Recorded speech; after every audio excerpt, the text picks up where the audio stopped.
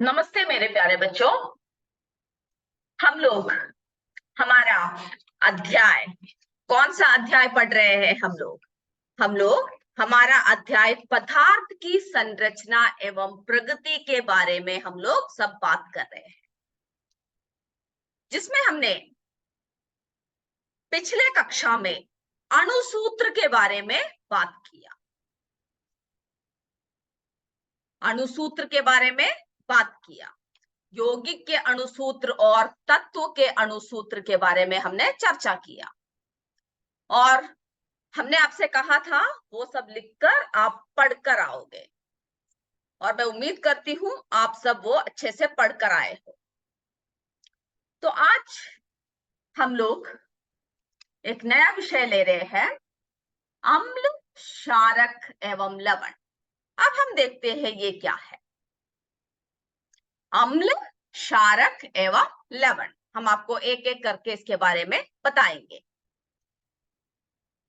तो हम लोग हमारे दैनिक जीवन में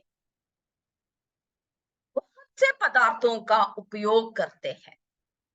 हम लोग क्या करते हैं हमारे दैनिक जीवन में? बहुत सारे पदार्थों का, चाहे वो रहने के लिए हो, खाने पीने के लिए हो, या कोई भी किसी भी जगह पर हम लोग क्या करते हैं, बहुत सारे पदार्थों का सेवन करते हैं।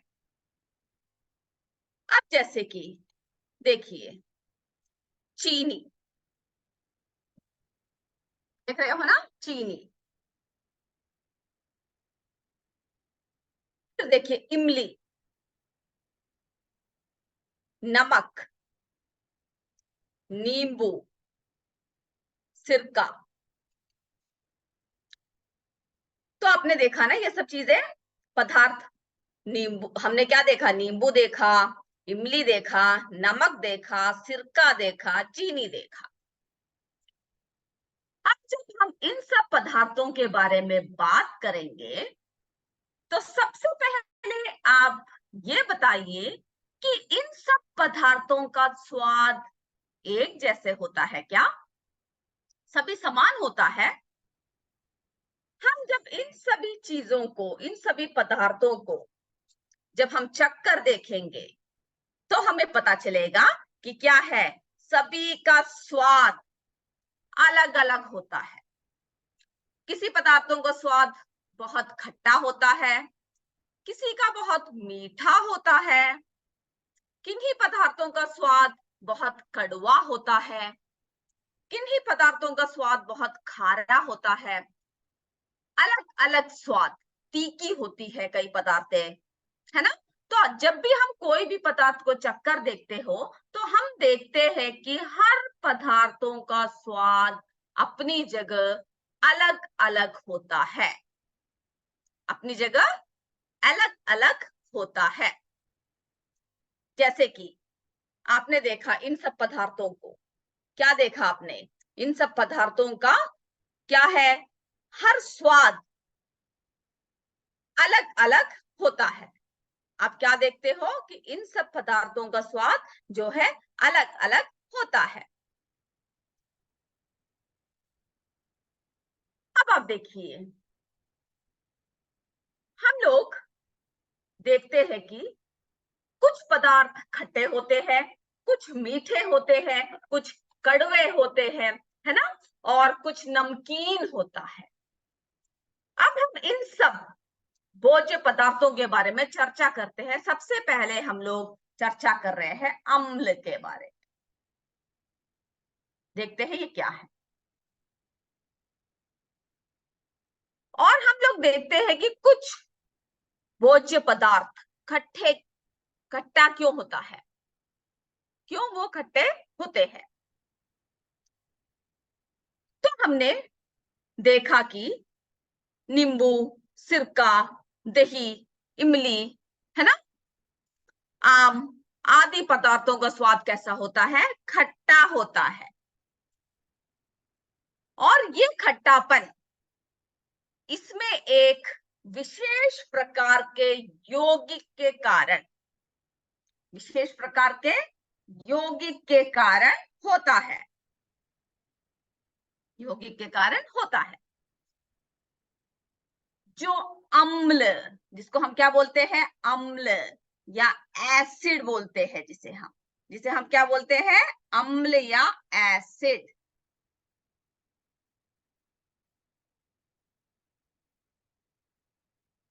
अब हम एक तालिका देखते हैं। तो अम्ल क्या है, एसिड है ना, और जिसका जो किस तरह से खट्टा होता है, एक विशेष प्रकार के यौगिक के कारण होता है। हम लोग देखते हैं, एक तालिका है, उसमें हम देखते हैं एक एक पदार्थ एवं उसके स्वाद कौन कौन से हैं, पदार्थ और उसके स्वाद हम देखते हैं। आप ये तालिका लिखने की जरूरत नहीं है, आपके किताब में दिया हुआ तालिका है।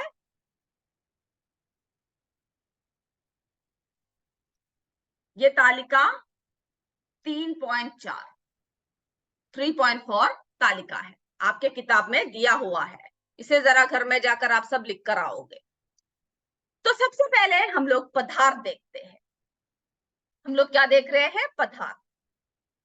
नींबू का रस, नींबू का रस, उसका स्वाद कैसा होता है, उसका स्वाद खट्टा होता है। नींबू का रस स्वाद कैसा होता है, खट्टा होता है। और इसमें कौन सा अम्ल यानी कौन सा एसिड उपस्थित है, इसमें जो अम्ल उपस्थित है उसे हम क्या बोलते हैं, साइट्रिक अम्ल। उसे हम क्या बोलते हैं, साइट्रिक अम्ल। साइट्रिक अम्ल किसमें उपस्थित है, नींबू का रस यानी नींबू में उपस्थित है, जिसके कारण उसका स्वाद, उस पदार्थ का स्वाद कैसा होता है, खट्टा होता है। यानी ये साइट्रिक अम्ल के कारण नींबू का रस खट्टा होता है। अब हम संतरे का रस देखते हैं। क्या देखते हैं, संतरे का रस।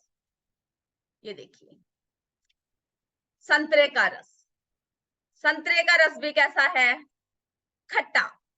संतरे का रस कैसा है, खट्टा है, क्योंकि आप जब चक्कर देखोगे तो आपको खट्टा मीठा है ना, एक हल्का सा मीठा भी लगता है, लेकिन उसमें भी क्या होता है, खट्टेपन होता है। और ये भी किसकी वजह से है, साइट्रिक अम्ल के कारण, साइट्रिक एसिड के कारण। अब हम देखते हैं सिरका। सिरका आप देखते हो ना, जो आप आपके मम्मी सब अचार सब में डालते हैं सिरका। अगर नहीं देखा तो आज जाकर अपनी मम्मी से पूछना। सिरका, उसका स्वाद कैसा होता है, खट्टा होता है। उसका स्वाद कैसा होता है, सिरका का खट्टा होता है। और ये किस एसिड के कारण, किस अम्ल के कारण होता है, एसिटिक अम्ल। कौन से अम्ल के कारण है, एसिटिक अम्ल के कारण सिरका क्या होता है, खट्टा होता है। दही, दही में कौन सा एसिड है, कौन सा अम्ल है, लैक्टिक अम्ल। ये भी कैसा होता है, खट्टा होता है। अगर आप इमली, कच्चा आम आदि खाओगे तो उसका स्वाद भी कैसा होगा, खट्टा होगा। और यह कौन से अम्ल की वजह से होता है, टार्टरिक अम्ल। टार्टरिक अम्ल, जिसकी वजह से इमली या कच्चा आम खट्टा होता है। तो आपको ये पता लगाना है कि कौन कौन से पदार्थ में कौन कौन से अम्ल उपस्थित है, कौन कौन से एसिड उपस्थित है, अम्ल उपस्थित है, जिसकी वजह से इसका खट्टापन, जिसकी वजह से क्या है, इसका खट्टापन होता है। तो हम लोग किसके बारे में बात कर रहे हैं, अम्ल के बारे में हम लोग बात कर रहे हैं। हम लोग किसके बारे में बात कर रहे हैं, अम्ल के बारे में बात कर रहे हैं। हमने पदार्थ देखे, जो आपकी तालिका 3.4 में दे रखा है, जिसमें हमने पदार्थ देखे, उसका स्वाद कैसा होता है और उसमें कौन सा अम्ल उपस्थित होता है, ये आप याद रखोगे। अब जो है हम लोग देखते हैं, चलिए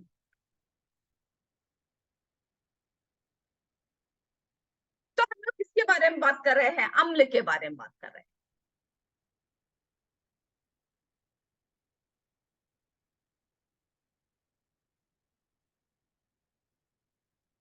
तो हमने हमने जो पदार्थ देखे, इसमें क्या देखे हमने? खट्टापन देखा। और इसमें जो खट्टापन है वो इसमें उपस्थित एक विशेष प्रकार के यौगिक के वजह से होता है, विशेष प्रकार के यौगिक के कारण होता है।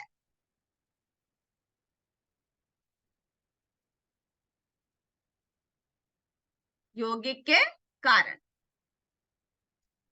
जो क्या कहलाता है? अम्ल कहलाता है, यानी एसिड। जो अम्ल कहलाता है, एसिड कहलाता है। यानी जो हमने देखा कि नींबू देखा, सिरका देखा, दही, इमली आदि पदार्थों का स्वाद खट्टा होता है, और इनका खट्टापन इसमें उपस्थित किसके कारण होता है? एक विशेष प्रकार के यौगिक के कारण होता है, जिसे हम अम्ल कहते हैं, एसिड कहते हैं। और उसके बाद आप क्या करोगे? अपने तालिका 3.4 को आप अपने किताब में, आपके नोटबुक में आप बनाओगे और याद भी करोगे उसको। अब जो है एसिड, एसिड शब्द जो है यह लैटिन भाषा के, कौन से भाषा है? लैटिन। एसिड शब्द जो है लैटिन भाषा के एसियर,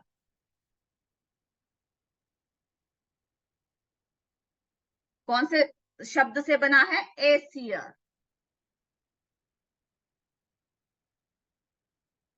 एसियर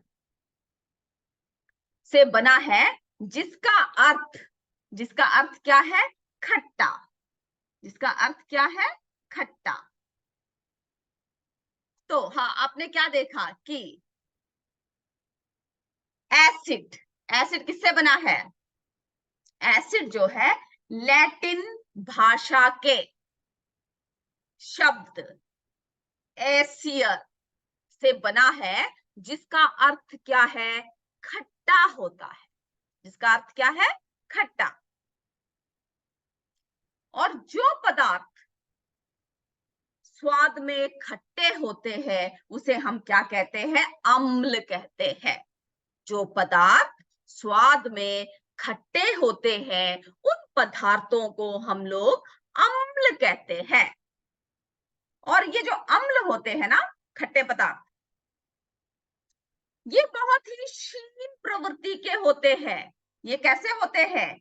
ये अम्ल बहुत ही कैसे प्रकृति के होते हैं? बहुत ही क्षीण प्रकृति के होते हैं, यानी दुर्बल, क्षीण प्रकृति,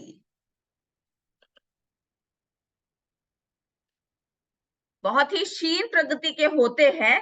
और इन्हें हम लोग दुर्बल अम्ल कहते हैं। इन्हें हम लोग क्या कहते हैं? इन्हें हम लोग दुर्बल अम्ल कहते हैं। ये सब आपके किताब में दे रखा है, आप इसको क्या करोगे? जरा पढ़कर आप खुद ही सारे पॉइंट्स बना के लिखोगे। तो हमने क्या देखा? ये जो अम्ल होते हैं ये बहुत ही क्षीण प्रकृति के होते हैं, जिसे हम दुर्बल अम्ल कहते हैं। और इस दुर्बल प्रकृति के कारण, यानी इसमें बहुत ज्यादा असर नहीं होता, इस दुर्बल प्रकृति के कारण ही हम लोग इसका इस्तेमाल किसमें करते हैं? अपने भोज्य पदार्थ में करते हैं। अगर ये बहुत ही प्रबल होगा, अगर इसका असर बहुत ही क्षीण प्रकृति का नहीं होगा, बहुत असर होगा, तो हम लोग क्या नहीं कर सकते? इसका इस्तेमाल भोज्य पदार्थों में नहीं कर सकते। तो हमने क्या देखा कि अम्ल जो है, जो लैटिन शब्द एसियर से बना है, जिसका अर्थ खट्टा है, वो बहुत ही क्षीण प्रकृति के होते हैं, और इसे हम लोग क्या बोलते हैं? दुर्बल अम्ल कहते हैं। इसीलिए हम लोग इसका इस्तेमाल किसमें करते हैं? अपने भोज्य पदार्थ, है ना, भोज्य पदार्थ के रूप में करते हैं। अब ये हुआ क्या? क्षीण प्रकृति के दुर्बल अम्ल, यानी क्षीण प्रकृति के अम्ल दुर्बल अम्ल। जब दुर्बल अम्ल होता है तो उसी के साथ कैसा होता है? बहुत ही, यानी जिसमें बहुत ज्यादा असर हो, जिसमें बहुत ज्यादा क्या हो, प्रबलता, एसिड की मात्रा ज्यादा हो, वैसे अम्ल भी होते हैं। जरा हम देखते हैं। तो ये समझ में आ गया ना आप सबको? इसको जरा आप एक और बार पढ़कर अपने नोटबुक में पॉइंट्स को अच्छे से, जो जो पॉइंट्स आपको मिलते हैं वो लिखोगे भी, और उन सब पॉइंट्स को आप याद भी करोगे। अब जो है पदार्थ कुछ पदार्थ क्या होता है, काफी प्रबल होता है, काफी प्रबल होता है। हमने दुर्बल अम्ल के बारे में देखा। इनकी दुर्बल प्रकृति के कारण हम लोग क्या करते हैं, भोजन के रूप में इस्तेमाल करते हैं। अब कुछ अम्ल जो है बहुत ही प्रबल प्रवृत्ति के होते हैं, बहुत ही प्रबल प्रकृति के होते हैं।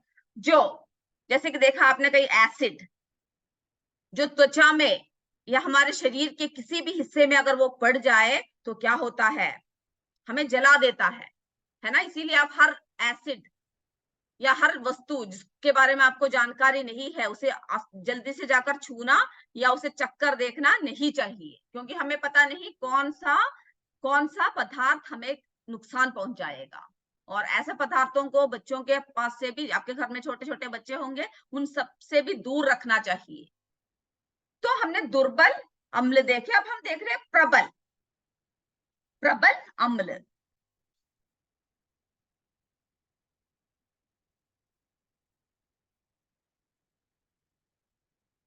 कुछ अम्ल क्या होता है, बहुत ही प्रबल होते हैं। कुछ अम्ल क्या होता है, बहुत ही प्रबल होता है, और ये अगर हमारी त्वचा पर पड़ जाए तो हमें बुरी तरह से क्या कर देता है, जला देता है ना। हम जल जाते हैं अगर एसिड सब हमारे शरीर के ऊपर गिर जाए तो इन्हें क्या है, हम लोग प्रबल अम्ल या खनिज अम्ल, या क्या कहते हैं इसे हम, खनिज अम्ल।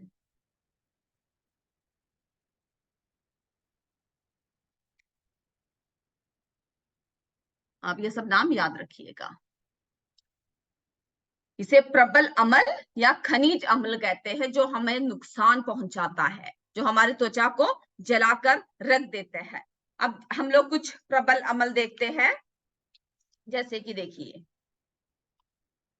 जैसे कि कुछ एसिड्स है ना, जैसे कि सल्फ्यूरिक एसिड,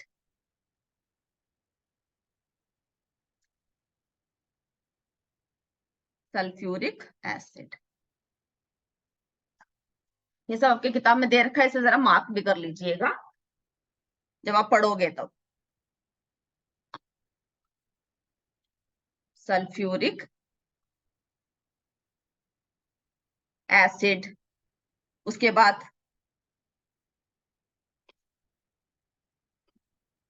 हाइड्रोक्लोरिक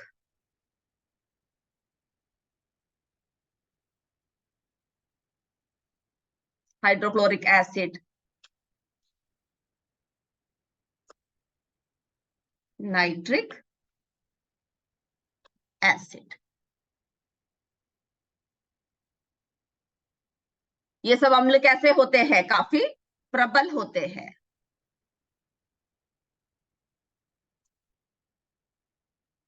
तो हमने देखा कुछ अम्ल, जैसे कि सल्फ्यूरिक है ना, जैसे सल्फ्यूरिक अम्ल, हाइड्रोक्लोरिक अम्ल, नाइट्रिक अम्ल, ये सब अम्ल क्या है, बहुत ही प्रबल अम्ल होते हैं। और इन सब की प्रबलता के कारण इनको हम लोग ना हाथ से छू सकते हैं और ना ही चखना चाहिए। तो हमें इनको क्या नहीं करना चाहिए, हाथ से छूना अथवा चखना हमारे लिए क्या साबित होता है, बहुत हानिकारक होता है। तो हमने देखा प्रबल अम्ल जो हमें नुकसान पहुंचाता है, जैसे कि sulphuric acid, hydrochloric acid, nitric acid, है ना, एसिड यानी अम्ल। तो ये सब क्या है, काफी प्रबल अम्ल है जो हमें नुकसान पहुंचाता है, और इन सबको हाथ से छूना या फिर से चखना हमारे लिए काफी हानिकारक साबित होता है। फिर हम देखते हैं ऐसे अम्ल, अब हम अम्लों के बारे में बात कर रहे हैं ना, तो ये समझ में आ गया ना प्रबल अम्ल कौन कौन से हैं। सल्फ्यूरिक एसिड है, सल्फ्यूरिक अम्ल है, हाइड्रोक्लोरिक अम्ल है, नाइट्रिक अम्ल है। इन सबको आप अपनी नोटबुक में लिखोगे भी आप जब पढ़ोगे तो, अभी सिर्फ समझ लीजिए। फिर हम देखते हैं कि तनु अम्ल, अब हम और भी अम्लों के बारे में बात कर रहे हैं। आप सब अम्लों को जरा, एसिड्स को जरा सुन लीजिए कि क्या क्या है, समझ लीजिए अभी।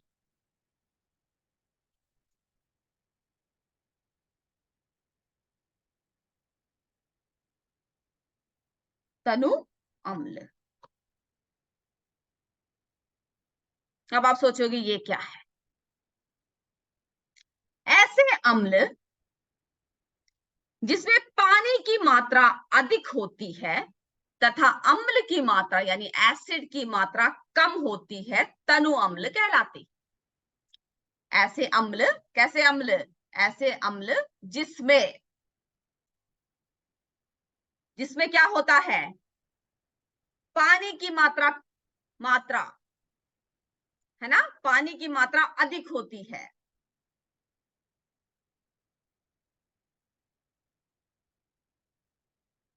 पानी की मात्रा कैसे होती है, पानी की मात्रा ऐसे अम्लों में पानी की मात्रा अधिक होती है। पानी की मात्रा अधिक होती है और अम्ल की मात्रा क्या होता है, कम होता है। अम्ल की मात्रा कम होता है। तनु अम्ल क्या, कौन से अम्ल है, ऐसे अम्ल, ऐसे एसिड्स, ऐसे अम्ल जिसमें पानी की मात्रा अधिक होती है और अम्ल की मात्रा कम होती है, उसे हम क्या बोलते हैं, उसे हम तनु अम्ल बोलते हैं। क्या कहते हैं उन अम्लों को, तनु अम्ल। फिर हम देखेंगे एक और अम्ल है सांद्र अम्ल। सांद्र अम्ल,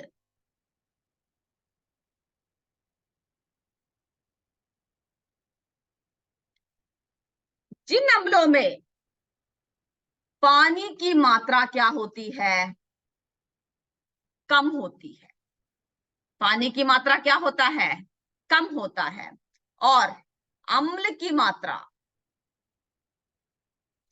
अम्ल की मात्रा कैसा होता है, बहुत ही अधिक होती है।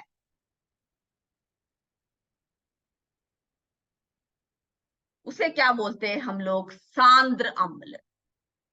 उन अम्लों को हम लोग क्या बोलते हैं, सांद्र अम्ल, जिसमें यानी सांद्रता ज्यादा है, उसमें पानी की मात्रा जिसमें कम हो और अम्ल की मात्रा जिसमें अधिक हो, उन्हें हम लोग क्या बोलते हैं, सांद्र अम्ल बोलते हैं। और सांद्र अम्लों में पानी की मात्रा को बढ़ाकर, ऐसे एसिड्स जिसमें पानी की मात्रा को बढ़ाकर उसको हम किसमें बदल सकते हैं, तनु अम्ल में बदला जा सकता है। और जब तनु अम्ल हम बनाते हैं तो इस बात का ध्यान रखना चाहिए कि हम लोग क्या है, पानी सीधा सीधा इस अम्ल में नहीं डालना चाहिए, बल्कि हमें क्या करना चाहिए, पानी लेकर उसमें धीरे धीरे एसिड को या सांद्र अम्ल को उसमें डालना चाहिए और उसको हल्का कर देना चाहिए।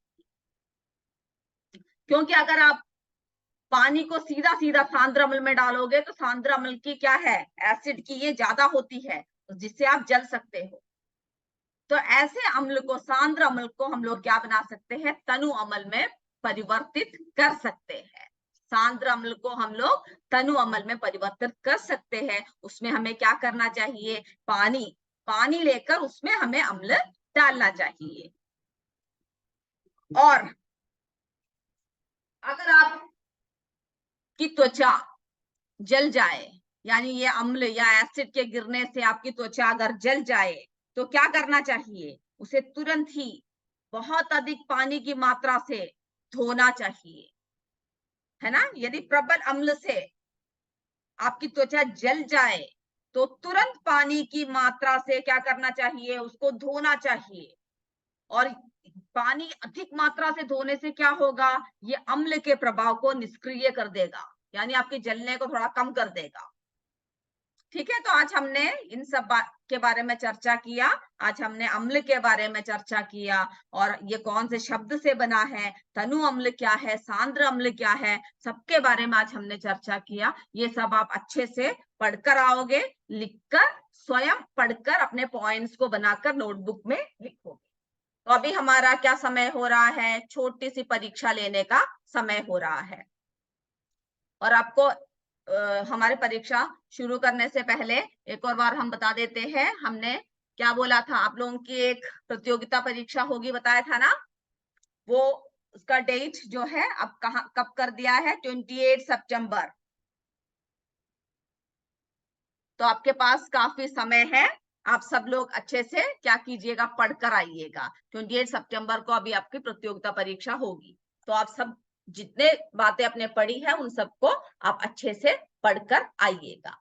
तो हम लोग अपने परीक्षा शुरू करते हैं। सब लोग अपने किताबों को बंद कर दीजिए, सिर्फ आपके हाथ में नोटबुक होंगे, और नोटबुक में आप लोग उत्तर लिखोगे। किसी को कोई दिखाएगा नहीं, किसी का कोई देखेगा भी नहीं। तो हम लोग अपनी परीक्षा शुरू कर रहे हैं। पहला प्रश्न,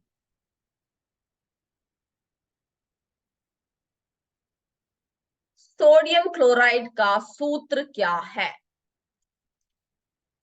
सोडियम क्लोराइड का सूत्र क्या है? NaCl, NaBt, NaRi। जो सूत्र है उसको या तो ABC करके लिख लीजिए या सूत्र लिख लीजिए।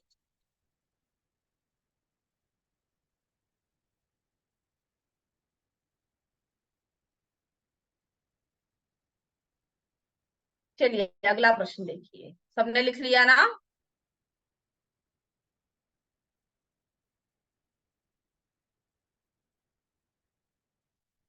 अगला प्रश्न, कार्बन हाइड्रोक्साइड में कितने कार्बन और कितने ऑक्सीजन के परमाणु हैं? कितने कार्बन और कितने ऑक्सीजन के परमाणु हैं? 2 कार्बन, 2 ऑक्सीजन, 1 कार्बन, 2 ऑक्सीजन, इसमें से कोई भी नहीं।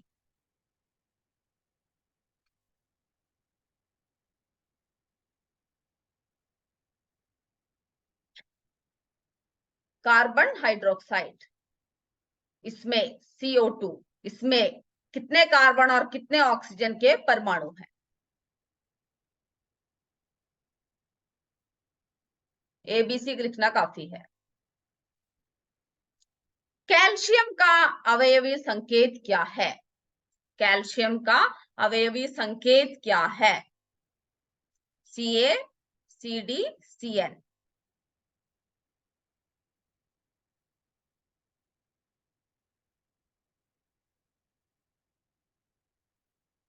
नींबू, इमली, सिरका, दही आदि का स्वाद क्या होता है? मीठा, खट्टा, कड़वा।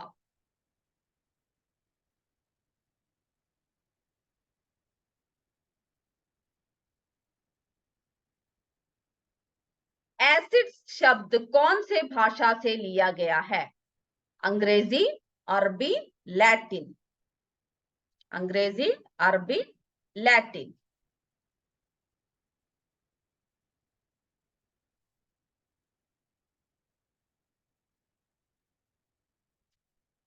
जो पदार्थ स्वाद में खट्टे होते हैं उसे क्या कहते हैं?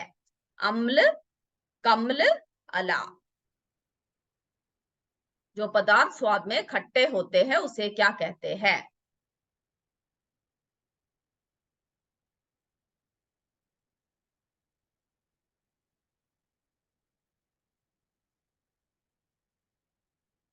नाइट्रिक अम्ल का सूत्र क्या है? HNO, HN4, HNO3। नाइट्रिक अम्ल का सूत्र।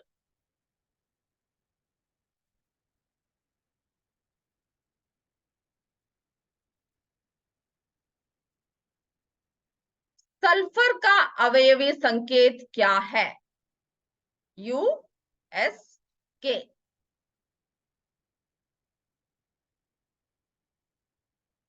अवयवी संकेत क्या है सल्फर का?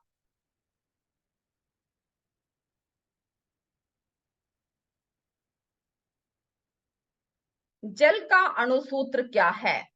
H2O, H3O, H4O।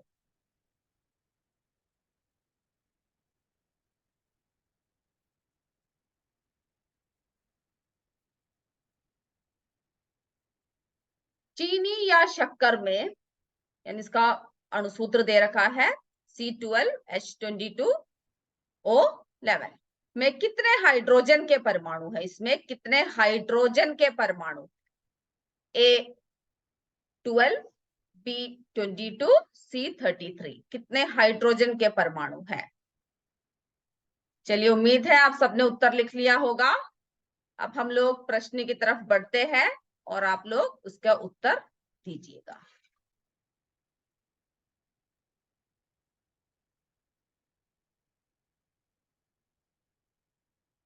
चलिए, सोडियम क्लोराइड का सूत्र क्या है?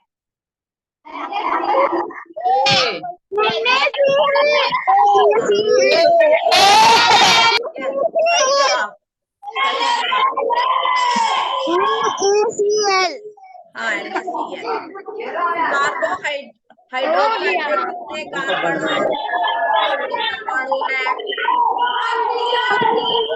और 2 ऑक्सीजन। हाँ, सही बोला। 1 कार्बन और 2 ऑक्सीजन।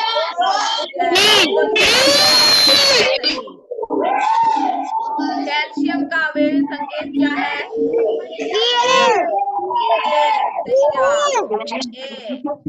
ए है सही जवाब। जिन्होंने सही लिखा है वो उत्तर को सही कर लीजिए। नींबू, इमली, सिरका, दही आदि का स्वाद? हाँ, खट्टा। सही जवाब, खट्टा। एसिड शब्द कौन से भाषा से लिया गया?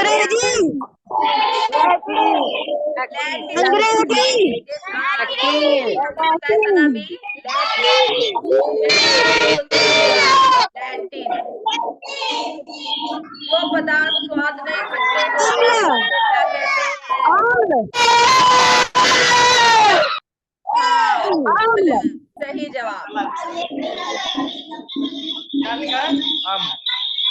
नाइट्रिक अम्ल का सूत्र क्या है? नाइट्रिक अम्ल का?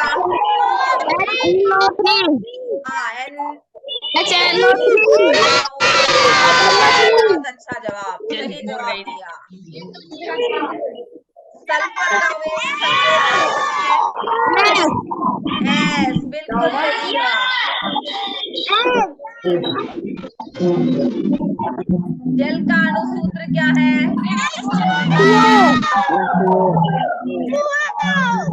हाँ, सही जवाब। बिल्कुल सही जवाब दिया।